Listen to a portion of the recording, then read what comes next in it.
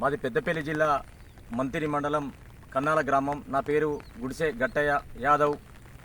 గత 2 రోజుల నుంచి కురుస్తున్న భారీ వర్షాలకు Singareni company collieries RG2 area నుంచి డంప్ యార్డ్ మట్టి గత 3 రోజుల క్రితం పెట్టిన మా నాటు మీదికి వచ్చి మొత్తం సర్వనాశనం చేసింది.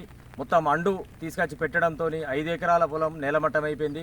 నాతో పాటు ఇంకా ఒక 5-6 రైతులవి కూడా దాదాపుగా 30 ఎకరాల వరకు కూడా ఈ పంట నష్టం జరిగింది.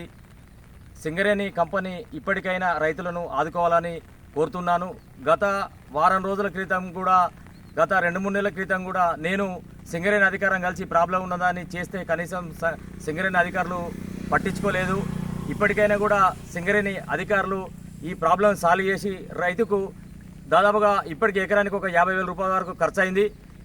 దాదాపు ఇంకొక 90,000 రూపాయల వరకు మాకు వస్తుంది. 90,000 కూడా మాకు ఖచ్చితంగా సింగరేణి కంపెనీ కాలరీసు మాకు నష్టపరిహారం చెల్లించాలని నేను సింగరేణిని డిమాండ్ చేస్తున్నాం. ఒక్కసారి ఈ చూడండి ఎంత అండుతోని ఎట్లా ఉందో ఒక్కసారి చూస్తే మీకు అర్థమవుతుంది.